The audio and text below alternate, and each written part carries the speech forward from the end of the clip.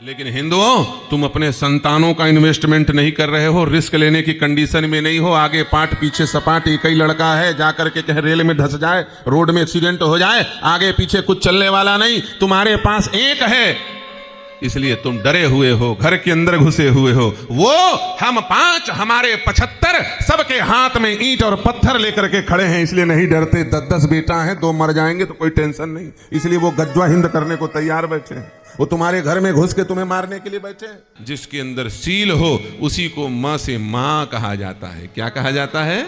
मां। मां कौन? जो सह सके। मां कौन? जो धारण कर सके। मां कौन? जिसके धैर्य के सामने किसी का धैर्य न टिके, जिसके अंदर धैर्य हो, वो मां। आज अधिकांश स्त्रियों के अंदर धैर्य समाप्त हो रहा है, शील समाप्त हो रहा है, सहने की क्षमता समाप्त हो रही है। तुमको सहना पड़ेगा, याद रखना। इस बात को तुम्हें राजी राजी बेराजी मानना पड़ेगा, क्योंकि तुम समाज की धुरी हो, केंद्र हो।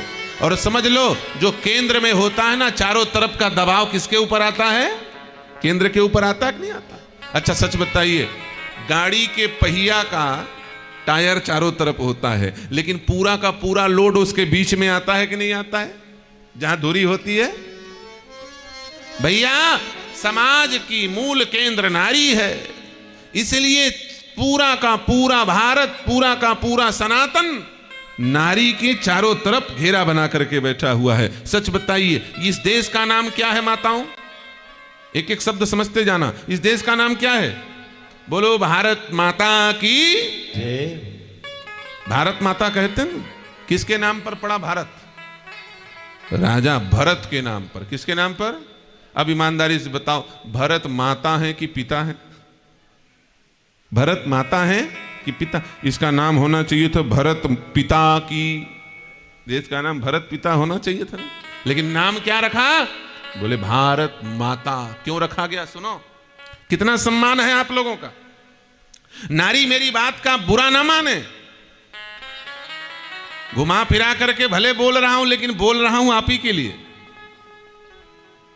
याद रखना, कोई पति कितना भी तेजस्वी क्यों ना हो, कोई पुरुष कितना भी तेजस्वी क्यों ना हो, उसके पीछे प्रशंसा उसकी पत्नी की होगी। किसकी होगी? उसकी पत्नी की होगी। अच्छा सच बताइए, कलेक्टर बेचारा आंखी फोड़ फोड़ करके पढ़ाई किया, रात रात भर पढ़ाई किया है ना, तब कलेक्टर बना, और शादी हो गई और पत्नी आ गई अंगूठा टेक। सच बताओ, बिना डिग्री 5वीं फेल क्या बन गई? कलेक्टर की कलेक्टरानी बन गई कि नहीं बन गई है? पूरे जिला भर में कलेक्टर की बात सुनी जाती है, लेकिन कलेक्टरानी के सामने कलेक्टर डाउन हो गया। जय सिया राम हो गया। पावर किसका ज्यादा? कोई पुत्र कितना भी तेजस्वी, बलवान, वीर, साधु क्यों ना हो जाए, हाँ सच बताइए, पुत्र की प्रशंसा होती है कि उसकी मां की प्रशंसा होती है? जब मैं शुरू में साधु बना था ना, दाढ़ी मूछ नहीं आया था हमारा, उससे तो रेलगाड़ी में घूमते रहते थे, तो सब लोग बोलते थे, बोले देखो तो कितने छोटे से बाबा बन गए, धन्य है इनकी माँ, अपने माँ के कोख को धन्य कर दिया, कितनी भक्त इनकी माँ होगी जो साधु बन गए, ये बोलते थे। तो मैंने एक बार बोला, बोले माता जी तुम भी धन्य हो जाओ। हमने कहा तुम भी धन्य हो जाओ। बोले वो कैसे? हमने कहा ये 2 बच्चे तुम्हारे साथ खेल रहे हैं, एक को हमको दे दो तो तुम भी धन्य हो जाओ। बोले तो इस मामले में तो तुम्हारी ही माँ धन्य रहे, हमको धन्य नहीं करना। मरना तो यही है, भगत सिंह पैदा होए लेकिन पड़ोसी के घर में, हमारे घर पैदा ना हो।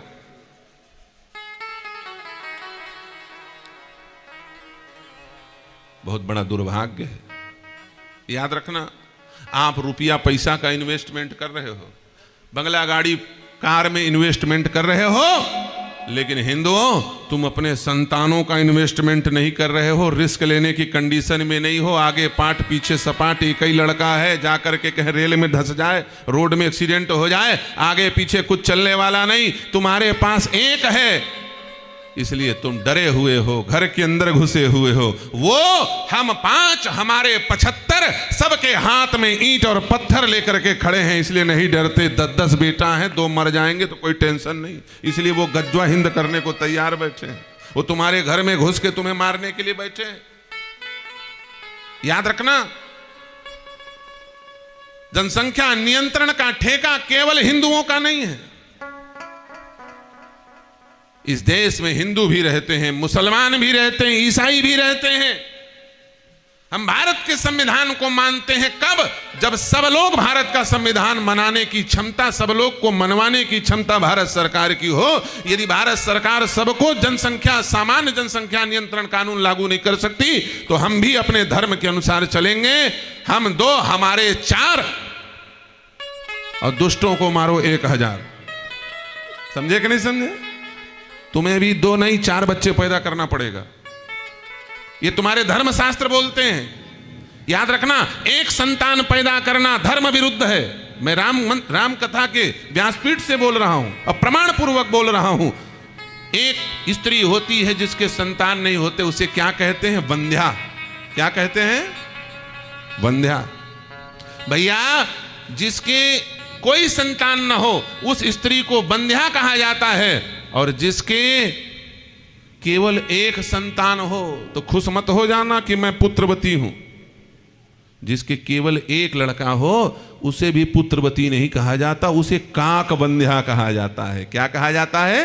काकबंध्या। काकबंध्या का मतलब कौवा के 2 आंख होते हैं लेकिन दिखाई एक ही से देता है। इधर से देख ले चाहे इधर से देख। समझ में आई कि नहीं बात? एक ही है।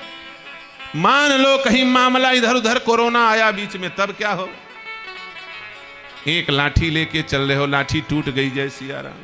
अरे भैया, ये जीवन यात्रा है, और जब यात्रा में आप चलते हो ना, तो जिस वाहन से चलते हो उसमें भी एक स्टेपनी टायर होता ही है। इसलिए कम से कम 2, राम के 2, भरत के 2, लक्ष्मण के 2, शत्रुघ्न के 2, दुई दुई सुत सब भ्रातन के रे, दुई दुई सुत सब भ्रातन के रे, भयो रूप गुणशील घने रे, भयो रूप गुणशील घने रे, भयो रूप गुणशील घने रे, भयो रूप गुणशील घने रे, दुई दुई सुत सब भ्रातन के रे, दुई दुई सुत सब भ्रातन के रे।